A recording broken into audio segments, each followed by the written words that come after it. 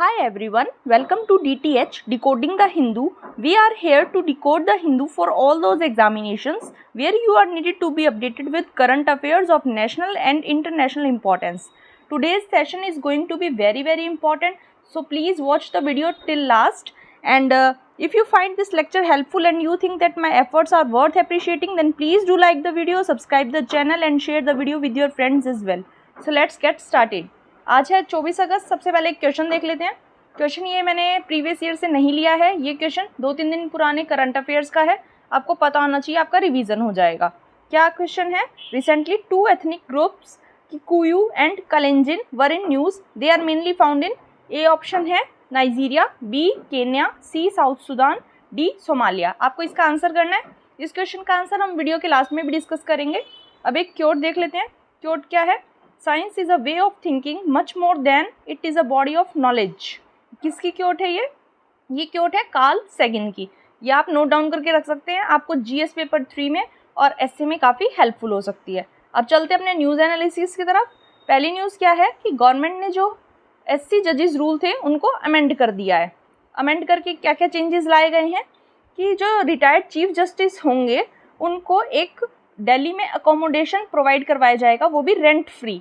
कितने दिनों के लिए? 6 मंथ्स के लिए, जब उनका रिटायरमेंट की डेट होगी तब तक, मतलब 6 महीने के लिए रिटायरमेंट के बाद उन्हें एक दिल्ली में अकोमोडेशन प्रोवाइड करवाया जाएगा, वो भी रेंट फ्री। और ये जो अकोमोडेशन होगा वो उनके ऑफिशियल रेजिडेंस जो उनको मिला हुआ था उससे अलग होगा, ये आपको पता होना चाहिए।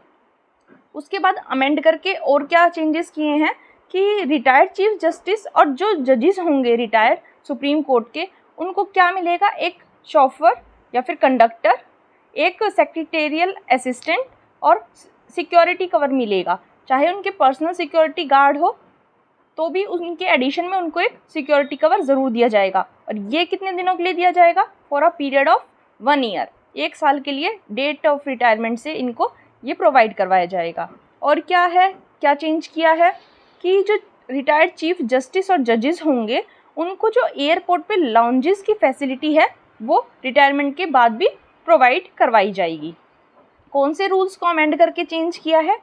गवर्नमेंट ने चेंज किए हैं सुप्रीम कोर्ट जजेस रूल ऑफ 1959, जो इनको, और जो सुप्रीम कोर्ट जजेस salaries and conditions of services act 1958 है, ये गवर्नमेंट को पावर देता है कि वो सुप्रीम कोर्ट के जजेस के रूल्स को चेंज कर पाए। और क्या कहा गया है कि जो जजेस होंगे उनको अपना ऑफिशियल जो रेजिडेंस उनको मिला हुआ है रिटायरमेंट के 1 महीने के अंदर उनको वो खाली करना होगा। तो ये था इम्पॉर्टेंट। अब जजेस के बारे में थोड़ा सा देख लेते हैं। सुप्रीम कोर्ट के जो जजेस हैं, सीजेआई है, उनके अपॉइंटमेंट की प्रोसीजर वगैरह के बारे में क्या है? सीजेआई को अपॉइंट कौन करता है? President of India. और सीजेआई के साथ साथ और जो सुप्रीम कोर्ट के जजेस होते हैं उनको भी कौन अपॉइंट करता है? President of India. और जहाँ तक सीजीआई की बात है तो जो आउट गोइंग सीजीआई होते हैं ना, मतलब जो रिटायर होने वाले हैं, वही अपने सक्सेसर को रेकमेंड करते हैं। और नॉर्मली क्या देखा जाता है कि सीजीआई जो होंगे वो सीनियरिटी के बेसिस पे चूज़ किए जाएंगे, लेकिन इस प्रोविज़न को काफ़ी बार नकारा गया है, काफ़ी बार सुपरसीड किया गया है 1970s में। एससी जजेस के लिए क्वालिफिकेशन देख लेते हैं। सॉरी, नॉट क्वालिफिकेशन, इनका अपॉइंटमेंट प्रोसीजर। जो एससी के जजेस होते हैं इनके लिए प्रपोजल कौन इनिशिएट करता है? Chief justice of India. Chief justice of India किसके साथ कंसल्ट करते हैं? कॉलेजियम के मेंबर्स के साथ और उस सीनियर मोस्ट जज के साथ जहाँ के हाई कोर्ट से वो पर्सन बिलोंग करता है जिसको एससी का जज बनाने की बात की जा रही है। जो मीटिंग होगी उसमें जो कंसल्टीज अपना अपना ओपिनियन देंगे उसको राइटिंग में रिकॉर्ड करना ज़रूरी है। और उनके सभी ओपिनियंस को रिकॉर्ड करने के बाद उसको एक फाइल के रूप में रखा जाएगा। जो कॉलेजियम है वो अपना रेकमेंडेशन सबसे पहले सेंड करेगा लॉ मिनिस्टर को, फिर लॉ मिनिस्टर उसको चेक करने के बाद उसको फॉरवर्ड करेगा प्राइम मिनिस्टर को, और प्राइम मिनिस्टर प्रेसिडेंट को एडवाइस करेंगे उनको जज बनाने के लिए। अब कॉलेजियम सिस्टम को समझ लेते हैं। कॉलेजियम सिस्टम क्या होता है? कॉलेजियम सिस्टम होता है जजेस को ट्रांसफ़र और अपॉइंट करने का एक सिस्टम जो कि एससी ने अपने आप इवॉल्व किया है। मतलब ना ही कॉन्स्टिट्यूशन में इसको बनाने के लिए कोई प्रोविज़न दिया गया है और ना ही किसी पार्लियामेंट के एक्ट के द्वारा इसे बनाया गया है। जो कॉलेजियम होता है सुप्रीम कोर्ट का, इसको हेड कौन करता है? Chief justice of India. और इसमें और कौन होते हैं? 4 सीनियर मोस्ट जजेस भी होते हैं सुप्रीम कोर्ट के। जो हायर जुडिशरी के जजेस होंगे ना, उनको केवल और केवल कॉलेजियम सिस्टम के थ्रू ही अपॉइंट किया जाएगा। और गवर्नमेंट का रोल क्या होता है? जब कॉलेजियम अपने रिकमेंडेशन भेज देती है गवर्नमेंट के पास, उसके बाद गवर्नमेंट का रोल आता है। इससे पहले जजेस को अपॉइंट करने में गवर्नमेंट का कोई रोल नहीं होता है। और एक बार अपॉइंट होने के बाद जो जज है वो 65 साल की उम्र कंप्लीट करने तक ऑफिस को होल्ड करेगा, मतलब ऑफिस में रहेगा और उनको अपने टेन्योर में के बीच में हटाया नहीं जा सकता। 2 कंडीशंस हैं जिनके बेसिस पे इनको हटाया जा सकता है। वो क्या है? प्रूव्ड मिसबिहेवियर और इनकैपेसिटी। ये कॉन्स्टिट्यूशन में 2 टर्म्स मेंशन की गई है जिनके बेसिस पे किसी भी जज को हटाया जा सकता है मिड टर्म में। और इसका प्रोसीजर भी काफ़ी डिफ़िकल्ट रखा गया है। कैसे डिफ़िकल्ट रखा गया है कि जो जज को रिमूव करने का जो मोशन होगा उसको दोनों हाउसेस के टोटल मेंबर्स की मेजॉरिटी, उसके साथ साथ जो मेंबर्स प्रेजेंट हैं उनकी 2/3 मेजॉरिटी के साथ पास होना होगा। तो ये काफ़ी डिफ़िकल्ट एक प्रोसीजर हो जाता है जज को रिमूव करने के लिए। जो सैलरीज़ होती हैं जजेस की और बाकी एडमिनिस्ट्रेटिव एक्सपेंसेस होते हैं सुप्रीम कोर्ट के, वो कंसोलिडेटेड फंड ऑफ इंडिया पे चार्ज होते हैं और पार्लियामेंट उन पे वोट नहीं करती है। जो जज होते हैं सुप्रीम कोर्ट के, रिटायरमेंट के बाद वो किसी भी कोर्ट में या किसी भी अथॉरिटी के सामने गवाही के लिए या फिर अपना ओपिनियन देने के लिए पेश नहीं हो सकते। अब देख लेते हैं एलिजिबिलिटी क्या है एससी जजेस के लिए। एलिजिबिलिटी बताई गई है आर्टिकल 124 पार्ट 3 में कि किसी भी जज को अगर सुप्रीम कोर्ट में अपॉइंट किया जाना चाहिए तो उसके लिए सबसे पहली कंडीशन है कि वो इंडिया का सिटीज़न होना चाहिए।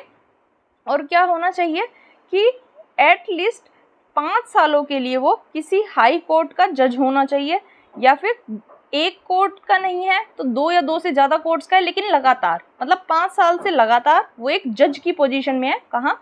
किसी भी हाई कोर्ट में।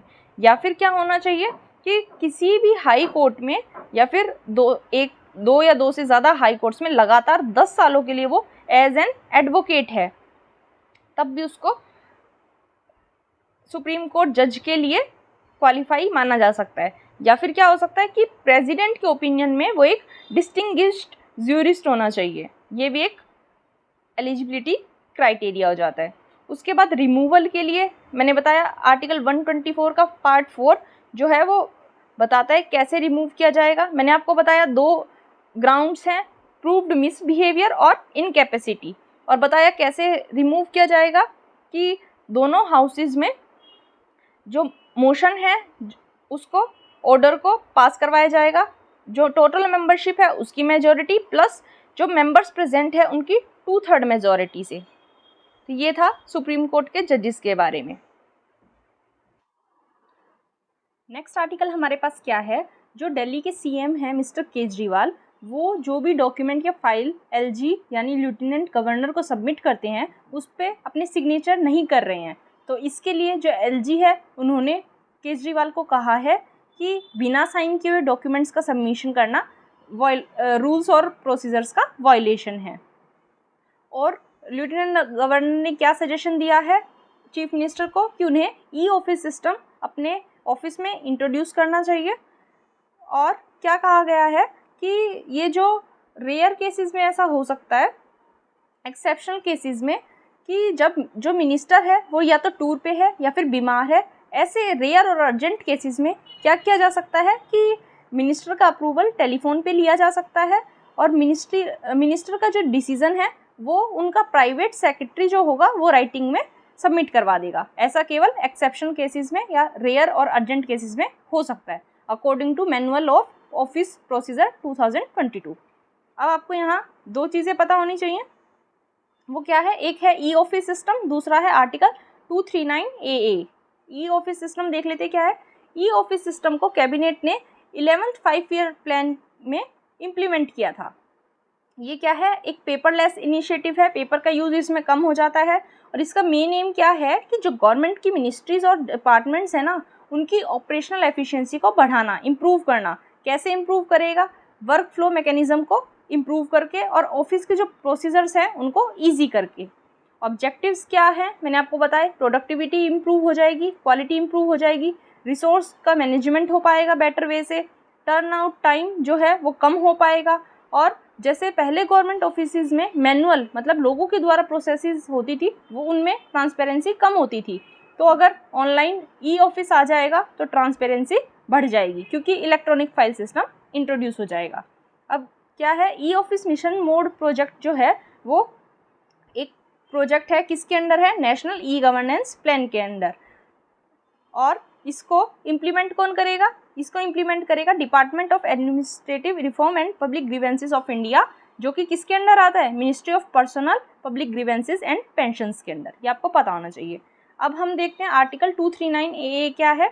ये आर्टिकल जो है ये इंट्रोड्यूस किया गया था with the help of 69th constitutional amendment, जिसने क्या कहा गया कि जो दिल्ली की यूनियन टेरिटरी है उसको एडमिनिस्टर किया जाएगा लेफ्टिनेंट गवर्नर के द्वारा। और लेफ्टिनेंट गवर्नर जो हैं वो जो इलेक्टेड लेजिस्लेटिव असेंबली होगी उसकी एड एंड एडवाइस पे काम करेंगे।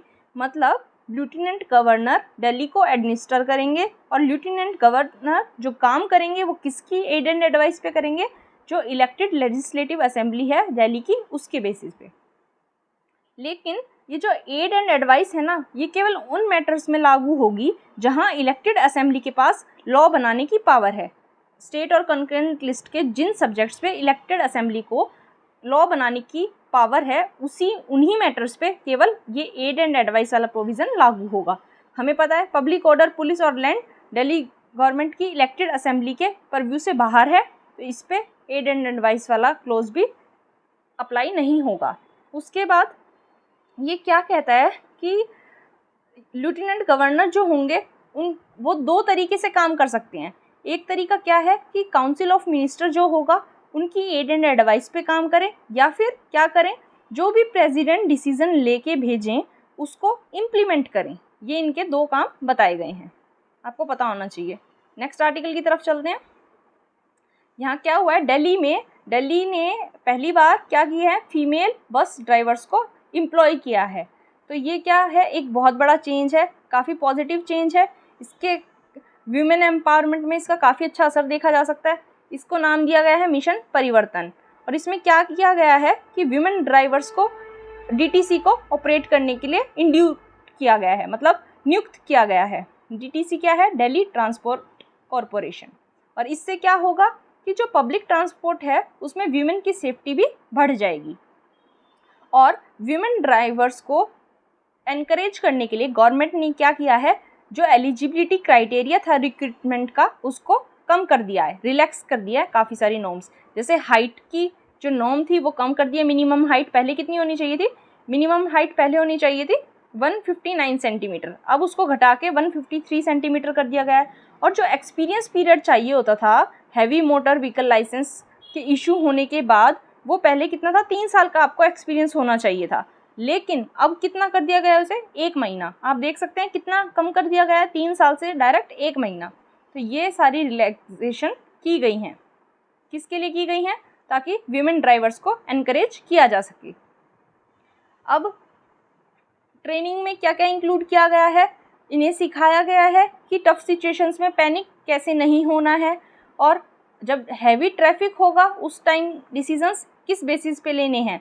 ट्रेनिंग पीरियड में इन्हें 12,000 रुपये महीना दिया गया है, जो कि पर किलोमीटर बेसिस के तौर पे दिया गया है। उसके बाद इन्हें मैकेनिकल पार्ट्स को ठीक करना, फिक्स करना भी सिखाया गया है। अगर ये कहीं फंस जाएं तो उस केस में ये मैकेनिकल पार्ट्स बस के ठीक कर पाएँ, ये भी इन्हें सिखाया गया है। नेक्स्ट आर्टिकल की तरफ चलते हैं। एक 15 साल की लड़की ने ऑर्गन डोनेशन के थ्रू 6 लोगों की जान बचाई है। ये काफ़ी अच्छा एक एग्जाम्पल है, और ये थोड़ा सा इम्पॉर्टेंट इसलिए भी हो जाता है क्योंकि दिल्ली में पहली बार सक्सेसफुल हार्ट ट्रांसप्लांट हुआ है किसी सेंट्रल गवर्नमेंट रन हॉस्पिटल में, मतलब गवर्नमेंट हॉस्पिटल में होने वाला पहला सक्सेसफुल हार्ट ट्रांसप्लांट ये है। अब थोड़ा सा ऑर्गन डोनेशन और ऑर्गन ट्रांसप्लांट के बारे में देख लेते हैं। क्या होता है ये? गवर्नमेंट ऑफ इंडिया ने नेशनल ऑर्गन ट्रांसप्लांट प्रोग्राम चलाया है ऑर्गन डोनेशन और ट्रांसप्लांटेशन को प्रमोट करने के लिए। इस प्रोग्राम के बारे में देख लेते हैं। ये 2019 में आया था और क्या प्रमोट करता है ये कि जो डिकीज्ड हैं, जो लोग अपना शरीर छोड़ चुके हैं, इस दुनिया को छोड़ चुके हैं, उनके ऑर्गन के डोनेशन की बात करता है। ऑर्गन डोनेशन इंडिया में कौन से एक्ट के अंडर रेगुलेट किया जाता है? Transplantation of human organs and tissues act 1994 के अंडर। अब ऑर्गन डोनेशन के टाइप कैसे हो सकते हैं? 2 टाइप होते हैं। एक तो जो डिकीज्ड लोग अपने ऑर्गन डोनेट करें, एक लिविंग डोनर्स, मतलब मरा हुआ इंसान जब डोनेट करे, और एक लिविंग जो बीइंग है वो डोनेट करे। और ये जो लॉ है ये ब्रेन डेथ को भी डेथ की एक फॉर्म में आइडेंटिफाई करता है। मतलब कोई इंसान अगर ब्रेन से डेड है तो उसको डेड डिक्लेयर कर दिया जा सकता है इस एक्ट के अंडर। और लिविंग डोनर जो होते हैं उनके लिए क्या कंडीशन रखी गई है कि वो एक तो 18 साल से ऊपर की उनकी एज होनी चाहिए, और केवल वो उन लोगों को डोनेट कर सकते हैं जो उनके साथ खून के रिश्ते से जुड़े हुए हैं, या फिर कुछ ऐसे स्पेशल केसेस जिनमें उस पर्सन से ने काफ़ी अटैचमेंट है। केवल इन केसेस में लिविंग डोनर्स डोनेट कर सकते हैं। अब डिकीज्ड डोनर्स के बारे में बात कर लेते हैं। ये 6 लाइफ सेविंग ऑर्गन्स को डोनेट कर सकते हैं: kidneys, liver, heart, lungs, pancreas, intestine. यहाँ एक टर्म है लाइफ सेविंग ऑर्गन्स। कौन से ऑर्गन्स को लाइफ सेविंग कहा जाता है? जिनके बिना हमारी बॉडी काम ही नहीं कर सकती और जिनका फंक्शन ना करना हमारे मौत का कारण बन सकता है। यूट्रस ट्रांसप्लांट भी किया जा सकता है डिकीज्ड डोनर का, लेकिन इसको लाइफ सेविंग ऑर्गन नहीं कहा जा सकता, क्योंकि यूट्रस ट्रांसप्लांट मतलब बच्चादानी को ट्रांसप्लांट करना, और बच्चों के बिना जीवन जिया जा सकता है, मतलब जिंदा रह सकता है इंसान, तो इसको लाइफ सेविंग ऑर्गन नहीं माना गया है। और क्या है, जो भी ऑर्गन्स या टिश्यूज़ पर्सन की बॉडी से लिए जाएंगे, डोनेट किए जाएंगे, वो उसकी फैमिली के कंसेंट मिलने के बाद किए जाएंगे। और मैंने बताया कि ब्रेन डेथ को भी इंडिया में डेथ की एक फॉर्म माना गया है और इसे बाकी कंट्रीज़ में भी डेथ की एक फॉर्म माना जाता है। अगर किसी की नेचुरल कार्डिक डेथ होती है तो उस टाइम पे क्या क्या ऑर्गन्स डोनेट किए जा सकते हैं? Cornea, bone, skin, blood vessels, ये सभी डोनेट किया जा सकता है। लेकिन किसी की ब्रेन स्टेम डेथ हुई है अगर, तो वो पर्सन जो 6 लाइफ सेविंग ऑर्गन्स हैं उनके साथ साथ 37 डिफरेंट ऑर्गन्स और टिश्यूज़ को भी डोनेट कर सकता है। ये इंपॉर्टेंट है। लिविंग डोनर्स के लिए क्या परमिशन है कि वो केवल 3 अपने ऑर्गन्स को डोनेट कर सकते हैं। 1 ऑफ देयर किडनीज, हमें पता है हमारी बॉडी में 2 किडनीज होती हैं, एक को डोनेट किया जा सकता है, अपनी पैनक्रियाज का पोर्शन और पार्ट ऑफ लीवर, इन तीनों को लिविंग डोनर्स डोनेट कर सकते हैं। ये आपको पता होना चाहिए था। नेक्स्ट आर्टिकल पे चलते हैं। नेक्स्ट आर्टिकल किससे रिलेटेड है? ट्रिपल तलाक से रिलेटेड है। एक इंसान को बेल दे दी गई है जो कि ट्रिपल तलाक के केस में जेल में गया था। दिल्ली कोर्ट ने उसको बेल प्रोवाइड करवा दी है। अब ट्रिपल तलाक के कौन से प्रोविजंस हैं जिनमें जेल की पनिशमेंट दी जाती है उसको देख लेते हैं। वो है मुस्लिम women protection of rights on marriage act 2019। ये कब लाया गया था? ये लाया गया था जो ट्रिपल तलाक पे ऑर्डिनेंस था उसको प्रोमलगेट करके ये एक्ट बना दिया गया था। इसके प्रोविजंस देख लेते हैं। ये हर तरह के तलाक को, चाहे रिटन फॉर्म में हो या इलेक्ट्रॉनिक फॉर्म में हो, उसको वॉइड डिक्लेयर करता है। मतलब उसकी लॉ में कोई जगह नहीं है, उसको लॉ से इन्फोर्स नहीं किया जा सकता और ऐसा करना इलीगल है। ये तलाक या तलाक है बिद्दत को कैसे डिफाइन करता है? कोई भी मुस्लिम मैन जब अपने मुंह से प्रोनाउंस करे तलाक को तो इसको इंस्टेंट और इररिवोकेबल डाइवोर्स माना जाता है। इंस्टेंट मतलब एकदम तुरंत, और इररिवोकेबल मतलब कि उसको वापस नहीं लिया जा सकता। मतलब एक बार तलाक बोल दिया और ऐसा नहीं होगा कि फिर आप लोग फिर से शादीशुदा रहने लग जाएं। तलाक हो गया है मतलब हो गया है। इसके लिए क्या कहा गया है कि एक कोग्निजेबल ऑफेंस है। कोग्निजेबल ऑफेंस कौन से होते हैं?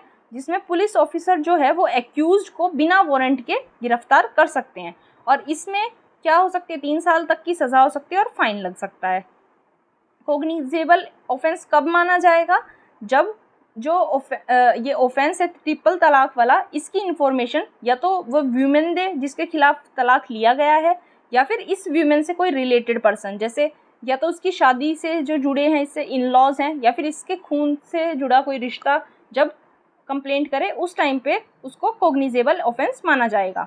बेल प्रोवाइड करने का राइट किसके पास है? मजिस्ट्रेट के पास है। बेल केवल तब ग्रांट की जाएगी जब वीमेन का पक्ष सुना जाएगा और मजिस्ट्रेट को लगेगा कि बेल देने के कुछ रीजनेबल ग्राउंड्स है, कुछ रीजनेबल रीजंस हैं, उसी केस में बेल दी जाएगी। कंपाउंड ऑफेंस क्या हो जाएगा कि जब दोनों पार्टीज जो हैं वो कॉम्प्रोमाइज़ कर लें, कॉम्प्रोमाइज़ आ जाएं और जो वीमेन है जिसके खिलाफ तलाक लिया गया है वो मजिस्ट्रेट से इसके लिए रिक्वेस्ट करें। और जो कंपाउंडिंग की टर्म्स होंगी वो कौन डिसाइड करेगा? मजिस्ट्रेट करेगा। अलोवेंस ले सकती है जो मुस्लिम वीमेन जिसके खिलाफ तलाक लिया गया है, अपने लिए और अपने डिपेंडेंट बच्चों के लिए। और ये जो अमाउंट होगी अलोवेंस की वो कौन डिसाइड करेगा? मजिस्ट्रेट डिसाइड करेगा। कस्टडी मिलेगी वीमेन को अगर उसके माइनर चिल्ड्रन हैं उनकी, और जो कस्टडी का मैनर होगा वो अगेन कौन डिसाइड करेगा? मजिस्ट्रेट। ये आपको पता होना चाहिए था। अब देखते हैं नेक्स्ट आर्टिकल। नेक्स्ट आर्टिकल हमारे पास रिलेटेड है सिल्वर लाइन प्रोजेक्ट से। सिल्वर लाइन प्रोजेक्ट हमें पता है केरला में है। इसके बारे में केरला के जो सीएम हैं उनसे क्वेश्चन आवर में ये क्वेश्चन पूछा गया कि सिल्वर लाइन प्रोजेक्ट की प्रोग्रेस क्या कुछ चल रही है। तो उन्होंने कहा कि अभी के लिए सिल्वर लाइन प्रोजेक्ट हमारे लिए फिजिबल नहीं है, यूनियन के साथ हमारे कुछ बातचीत चल रही है इस प्रोजेक्ट पे, लेकिन ऐसा नहीं है कि हमने इस आइडिया को ड्रॉप कर दिया, इसको फ्यूचर में इम्प्लीमेंट ज़रूर किया जाएगा, ऐसा उन्होंने क्वेश्चन आवर के दौरान कहा है।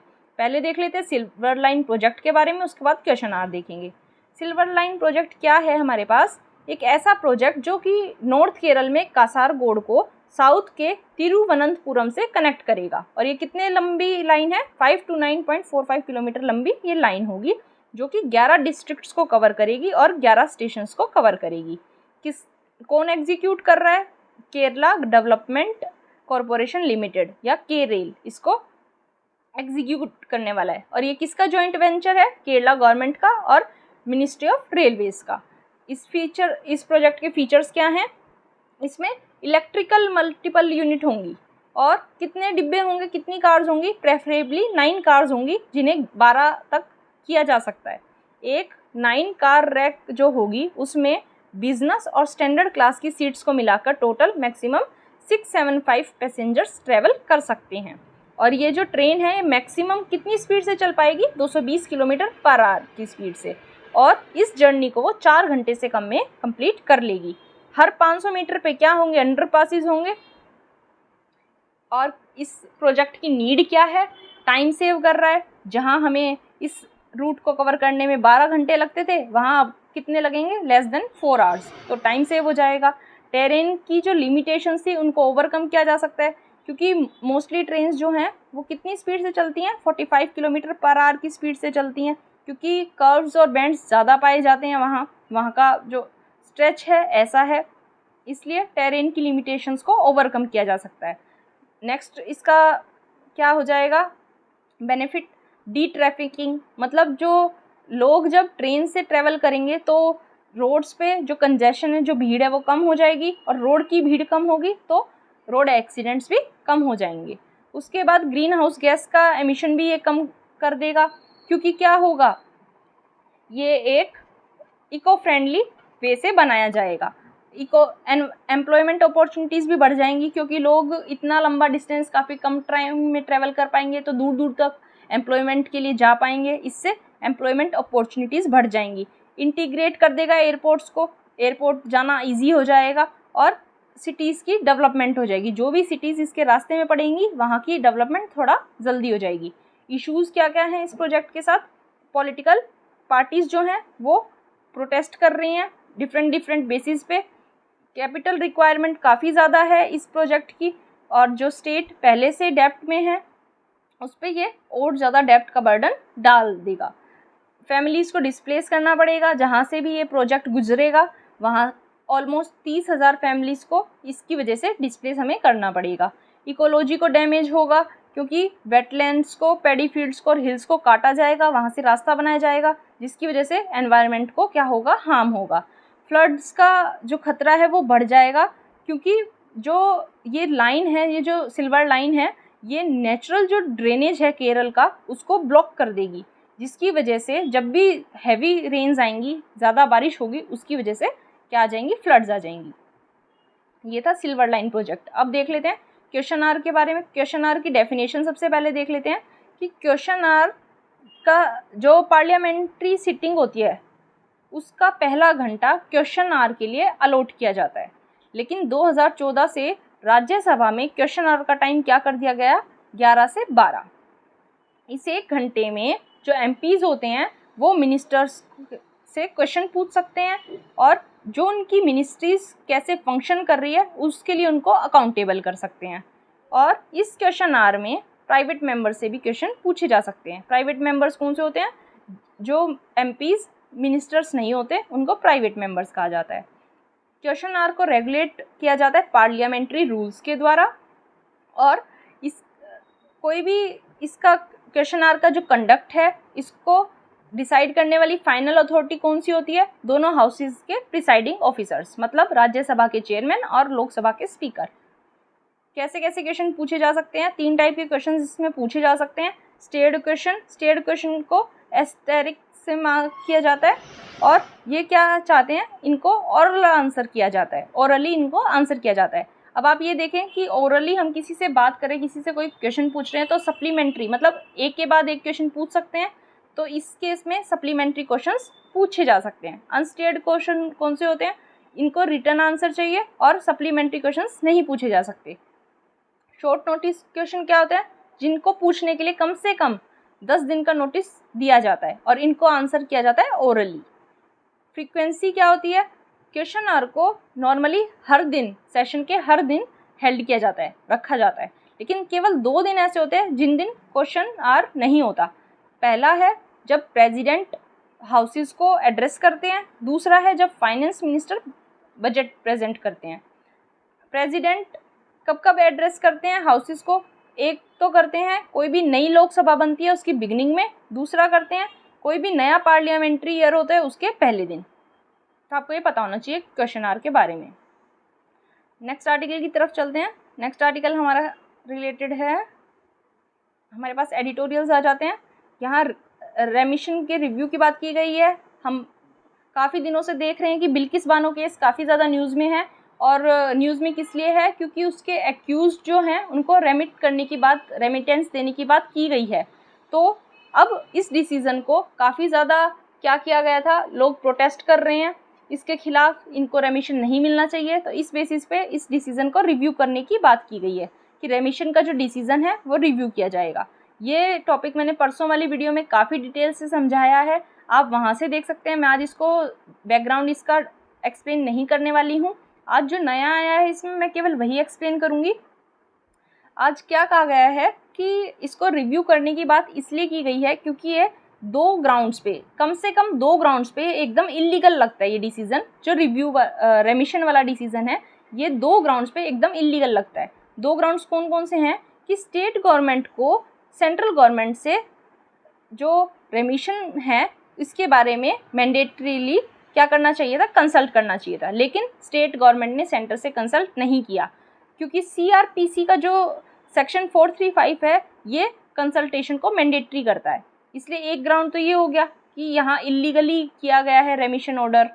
दूसरा क्या हो गया कि जो कमेटी बनाई गई ना, रेमिशन कमेटी बनाई गई, रेमिशन पैनल बनाया गया, उसमें कौन थे, 2 बीजेपी के लेजिस्लेटर थे।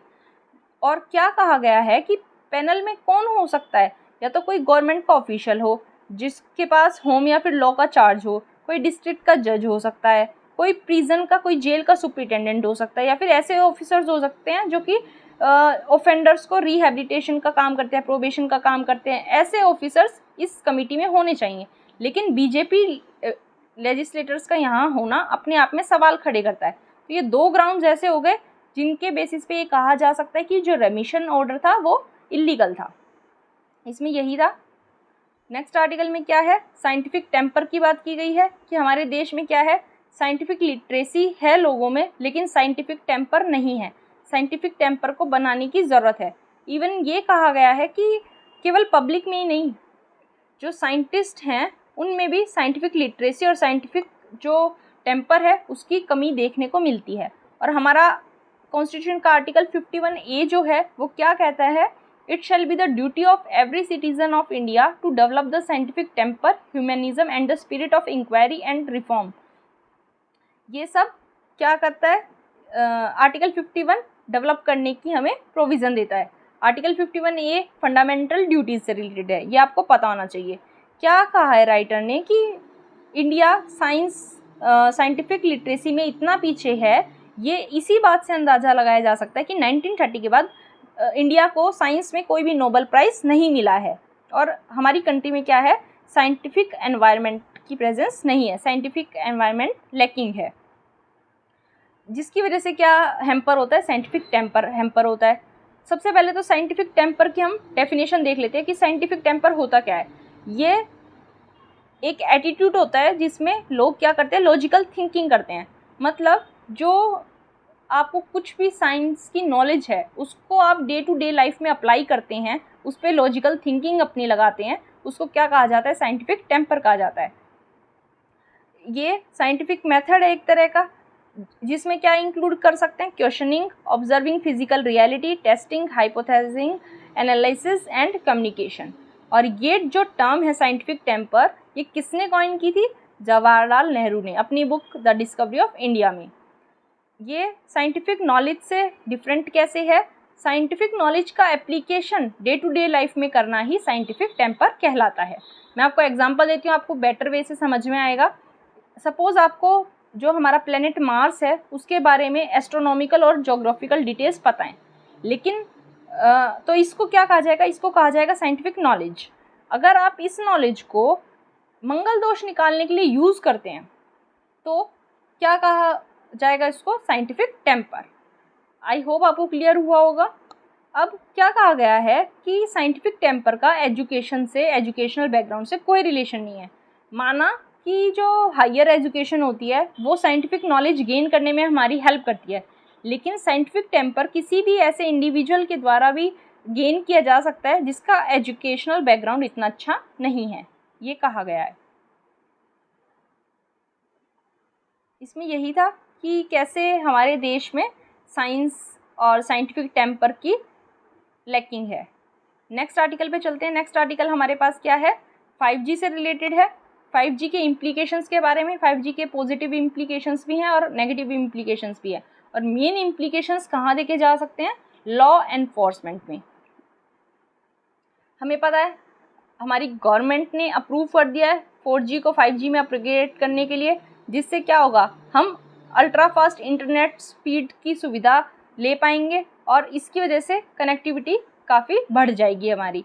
और इसके क्या फ़ायदे हो सकते हैं, एफिशिएंसी को बढ़ा देगा 5G, प्रोडक्टिविटी को बढ़ा देगा और सिक्योरिटी को बढ़ा देगा। सिक्योरिटी को कैसे बढ़ाएगा, जो पुलिस है वो रियल टाइम में, मतलब इंस्टेंटली क्रिटिकल इन्फॉर्मेशन को एक्सेस कर पाएगी और क्रिमिनल्स को पकड़ पाएगी। 5G जो है उसके बैंडविड्थ ज़्यादा है एज़ कम्पेयर टू 4G, और इसमें लो लेटेंसी है। लेटेंसी जितनी कम होती है उतना अच्छा होता है, मतलब एक तरह से बैरियर्स कह सकते हैं, लेटेंसी मतलब बैरियर्स इसमें कम है।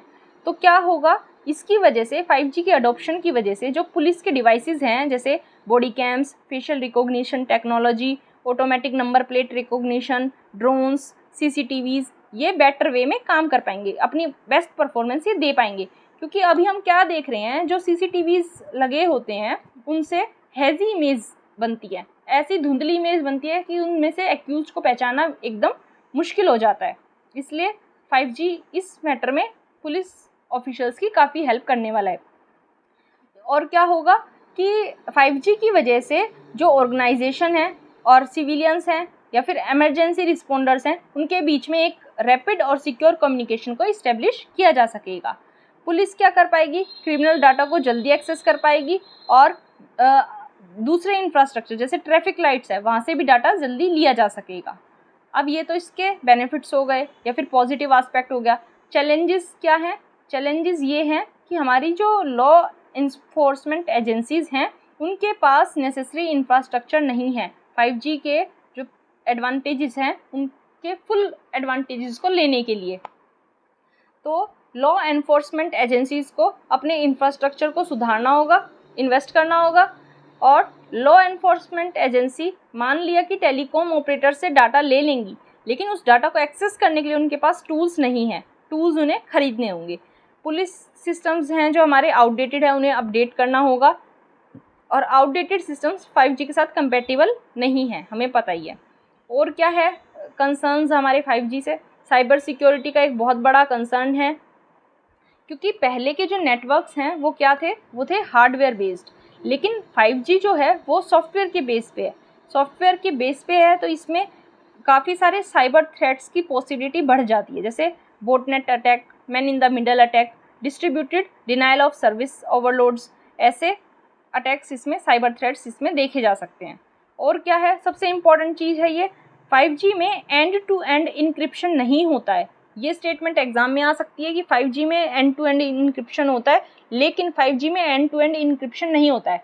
एंड टू एंड इनक्रिप्शन क्या होता है, हमारे पास पता है किसी भी डाटा से दो लोग रिलेटेड होते हैं, एक सेंडर और एक रिसीवर।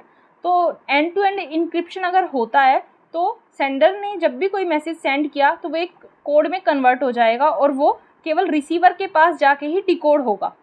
इसको कहा जाता है एंड टू एंड इनक्रिप्शन। ये फैसिलिटी 5G में अवेलेबल नहीं है।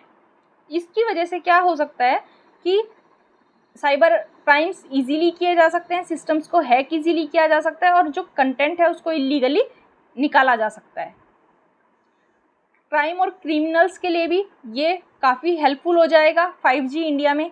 कैसे हो जाएगा, अपनी आइडेंटिटी को छुपाने के लिए जो क्रिमिनल्स हैं 5G का यूज़ करेंगे और अपनी लोकेशन को छुपाने के लिए, और 5G का यूज़ करके ही वो विक्टिम्स को ईजिली लोकेट कर पाएंगे, उनकी मूवमेंट्स को ट्रैक कर पाएंगे और अपने जो गैंग मेंबर्स हैं, अपने जो कोऑर्डिनेटर्स हैं, उनके साथ रियल टाइम कम्युनिकेशन कर पाएंगे, मतलब इजी कम्युनिकेशन कर पाएंगे 5G की हेल्प से ही। क्योंकि ये सारे सबूत मिटा देंगे तो क्रिमिनल्स को पकड़ने की जो प्रोबेबिलिटी है वो भी काफ़ी कम हो जाएगी।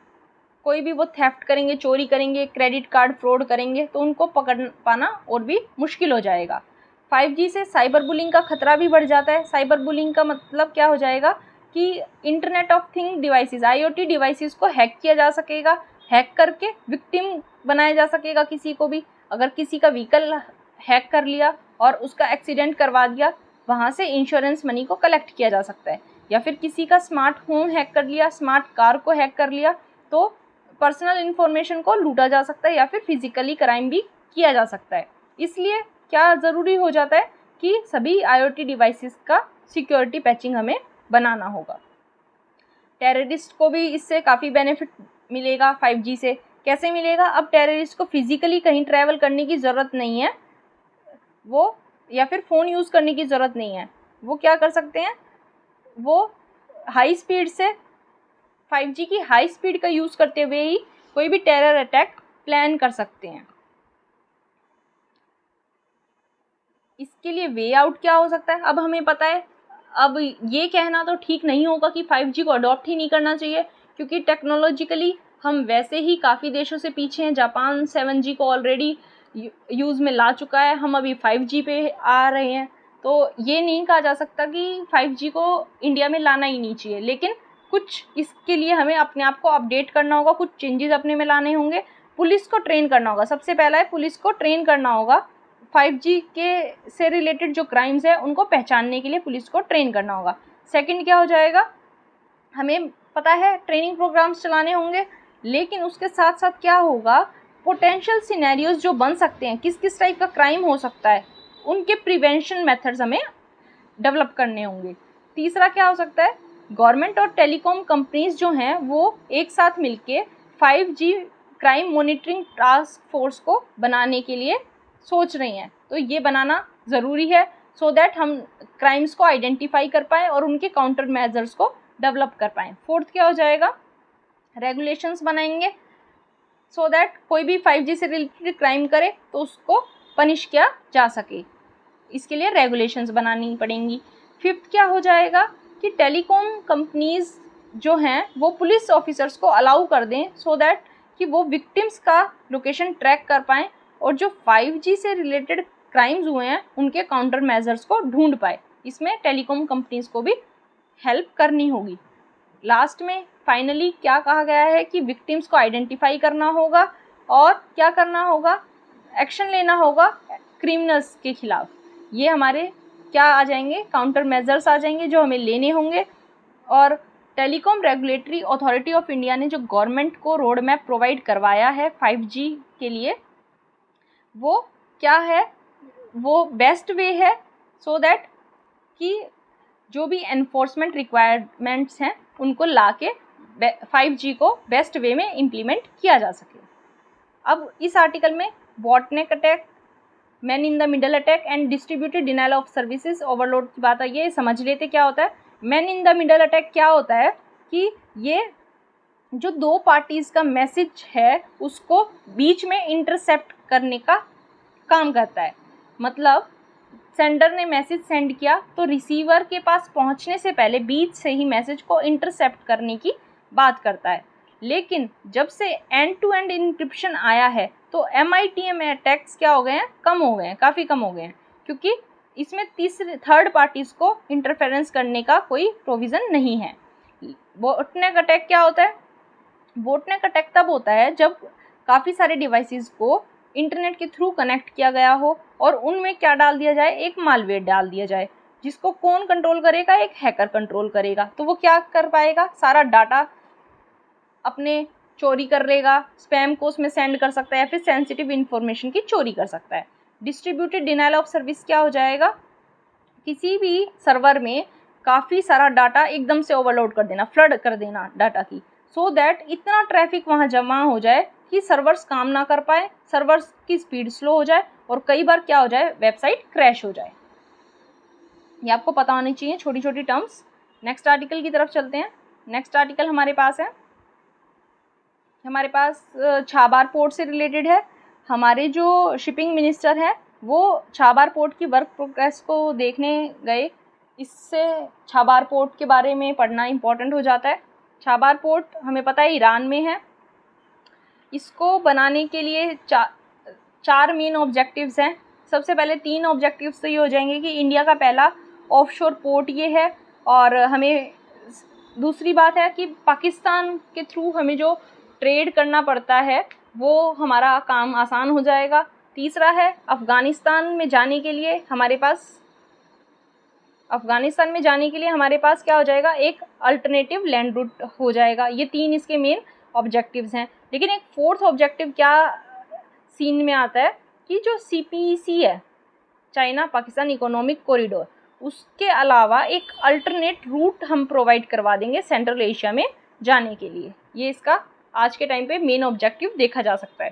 अब इसमें क्या कहा गया है, इसमें ये बताया गया है कि जो छाबार को डेवलप करने के लिए पहला एग्रीमेंट था वो अटल बिहारी वाजपेयी जी ने 2003 में साइन किया था।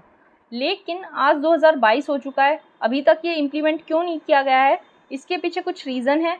इसका रीज़न है ईरान के जो वेस्टर्न कंट्रीज़ हैं उनके साथ रिलेशंस, स्पेशली US के साथ। हमें पता है US जो है वो ईरान पे सैंक्शंस लगाता रहता है, तो इस वजह से ये जो बातें हैं ये बैकग्राउंड में चली जाती हैं। लेकिन क्या हुआ था, 2015 में JCPOA साइन किया था, joint comprehensive plan of action, जिससे कि छाबार पोर्ट पे काम करना इजी हो गया था। लेकिन 2018 में फिर से US ने ईरान पर सैंक्शन लगा दिए और JCPOA से बाहर आ गया। इसलिए मोदी गवर्नमेंट ने भी क्या किया था, ईरान से ऑयल के जो इंपोर्ट्स थे उनको एकदम ख़त्म कर दिया था। हमें पता था, ऑल्दो हमारे लिए काफ़ी मुश्किल था, क्योंकि ईरान जो था वो हमारे लिए मेजर सप्लायर का काम करता था। ऑयल इंपोर्ट सबसे ज़्यादा हमारे ईरान से होते थे, तो ऑल्दो हमारे लिए मुश्किल था। लेकिन सैंक्शंस से डरते हुए, सेकेंडरी सैंक्शन के डर की वजह से हमने क्या किया, सभी प्रोजेक्ट्स को वहाँ से बंद कर दिया, बैकग्राउंड में डाल दिया और वहाँ से इंपोर्ट्स बंद कर दिए। ये आपको पता होना चाहिए, लोकेशन आपको पता होनी चाहिए छाबार पोर्ट की। ईरान की आपको पता होनी चाहिए लोकेशन। ईरान के साथ कौन कौन सी कंट्रीज टच करती हैं ये आपको देखना है आज। नेक्स्ट आर्टिकल हमारे पास है, चाइनीज़ टेक्नोलॉजी फर्म्स जो हैं उनमें उनका जो हमारी कंट्री में इन्फ्लुएंस बढ़ता जा रहा है, उस पर हमारी गवर्नमेंट काफ़ी सारे मेजर्स लगा रही है। मेजर्स क्यों लगा रही है? क्योंकि चाइनीज़ कंपनीज़ जो है ना वो टैक्स इवेजन्स कर रही हैं, इलीगल रेमिटेंसेस को हमारी कंट्री से चाइना पहुंचा रही है, और क्या कर रही है, कई बार तो इन्फॉर्मेशन डिस्क्लोज ही नहीं करती, और कई बार कर रही है तो इनकरेक्ट इन्फॉर्मेशन को डिस्क्लोज कर रही है। इन सभी चीज़ों से हमें निपटने के लिए या फिर काउंटर करने के लिए हमारी गवर्नमेंट जो है वो काफ़ी सारे मेजर्स ले रही है। कौन कौन से मेजर्स लिए? एक मेजर था, सबसे पहले क्या किया, जायोमी थी। जायोमी ने क्या किया कि रेमिटेंसेस को जो है वो हमारी एंटिटीज़ को उसका बेनिफिट नहीं मिला। जायोमी के रेमिटेंसेस से हमारी एंटिटीज़ को बेनिफिट नहीं मिला। और ये किसका वायलेशन था? Violation of certain provisions of foreign exchange management act 1999 का ये वायलेशन था। लेकिन जायोमी ने क्या कहा कि इसने जो पेमेंट्स थी वो किस लिए यूज़ की हैं? टेक्नोलॉजीज़ को अडॉप्ट करने के लिए और आईपीज़ के लिए। लेकिन क्या था, गवर्नमेंट ने इसको एक्यूज ठहराया। नेक्स्ट क्या किया, मिनिस्ट्री ऑफ कॉरपोरेट अफेयर्स ने GPICPL जो कि वीवो की एक एसोसिएटेड कंपनी है उसके खिलाफ ईडी में FIR दर्ज करवाई। और क्या कहा कि जो भी ये कॉरपोरेशन है GPICPL, इसने फॉल्स एड्रेस दिया है, जो कि यहाँ इनकॉर्पोरेट करने के टाइम पे एड्रेस दिया जाता है वो फॉल्स है। और जो आइडेंटिफिकेशन डॉक्यूमेंट्स हैं वो भी क्या हैं, गलत हैं। उसके बाद ईडी ने जब चेक किया तो ईडी को पता चला कि कंपनी ने जो रजिस्टर्ड एड्रेस दिया है वो किसी गवर्नमेंट बिल्डिंग का है और वहाँ किसका घर है, एक ब्यूरोक्रेट का घर है, जिससे क्या पता चलता है कि एक शेल कंपनी है। उसके बाद क्या है, जो वीवो है उसने अपने 50% की जो सेल है, टोटल सेल है, उससे जो रेमिटेंस आया है वो चाइना में सेंड कर दिया, उसको चाइना में सेंड कर दिया। और इंडियन इनकॉर्पोरेटेड कंपनीज़ में क्या दिखाया कि यहाँ हो रहा है काफ़ी ज़्यादा लॉस, जिसकी वजह से हम टैक्स पे नहीं कर पाएंगे। तो टैक्स से बचने के लिए इन्होंने क्या किया, यहाँ से रेमिटेंस चाइना में भेज दिए। ये किसका वायलेशन है? Prevention of money laundering act 2002 का। और उसी मंथ में क्या हुआ, ओप्पो ने क्या किया, कुछ आइटम्स इंपोर्ट की थी मोबाइल फ़ोन्स के मैन्युफैक्चरिंग के लिए, उनकी डिस्क्रिप्शंस में कुछ गलतियां रखी, मतलब इनकरेक्ट डिस्क्रिप्शन उनका दिया, और जिसकी वजह से उसको क्या मिल गया, ड्यूटी एग्जेम्पशन बेनिफिट्स मिल गए।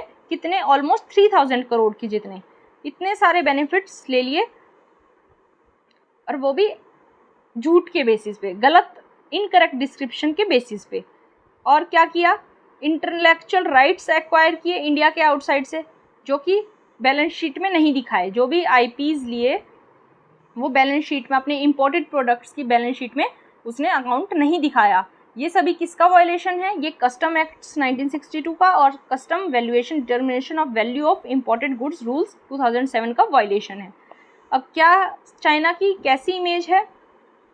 चाइना की जो साइबर इमेज है वो कॉन्स्टेंटली स्क्रूटनी, जांच में रहती है, क्योंकि क्या है, चाइनीज़ कंपनीज जो हैं वो डोमेस्टिक कॉम्पिटिटर्स के मुकाबले हमेशा लो प्राइस ऑफ़र करती है, जिसकी वजह से ये क्या रहती हैं, सेंटर ऑफ अट्रैक्शन रहती हैं। और इनसे खतरा कब है?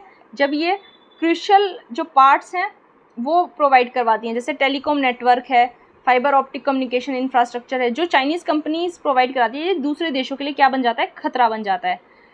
एक बार बिडेन एडमिनिस्ट्रेशन ने क्या कहा था कि यूएस में जो सेल टावर्स लगाए गए हैं वहाँ चाइना ने उनको गियर के साथ फिट किया है, गियर भी उसमें फिट किया गया है। और गियर क्या करने की पोटेंशियल रखता है कि जो मिलिट्री बेसिस हैं और मिलिट्री सिलोज हैं यूएस के, उससे सेंसिटिव इन्फॉर्मेशन को कैप्चर करने की ये पोटेंशियल रखता है, और जिसको चाइना में ट्रांसमिट किया जा सकता है, ऐसा बाइडेन एडमिनिस्ट्रेटर ने कहा था। साइबर अटैक्स के मामले में चाइना को काफ़ी बार एक्यूज़ भी किया जा चुका है। हमारे मुंबई में ब्लैकआउट हुआ था अक्टूबर 2020 में, काफ़ी घंटों तक पावर कट रहा था। ये माना गया कि वो रेड इको नाम का चाइना लिंक्ड हैकर ग्रुप था, जिसने गलवान वैली क्लैश जो हमारे और चाइनीज़ आर्मी के बीच में हुआ था उसके चलते ऐसा किया था।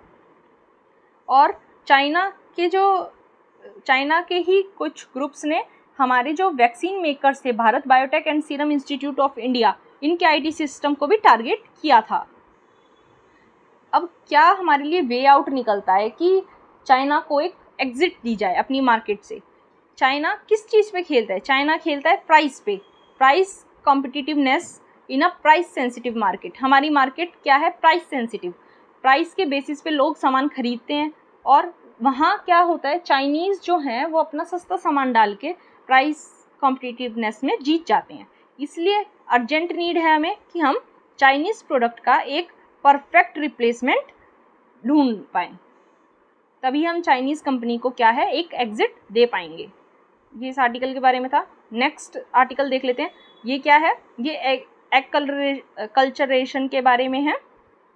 एग कल्चरेशन क्या होता है, ये एक ऐसी प्रोसेस होती है जिसमें एक कल्चर के लोग या फिर उनका ग्रुप दूसरे कल्चर के कांटेक्ट में आता है, उनकी कुछ वैल्यूज़ और प्रैक्टिसेस को अडॉप्ट कर लेता है, लेकिन अपनी आइडेंटिटी को, जो अपनी डिफरेंट आइडेंटिटी है, उसको बरकरार रखते हुए। तो इसको दो वे प्रोसेस कहा जाएगा।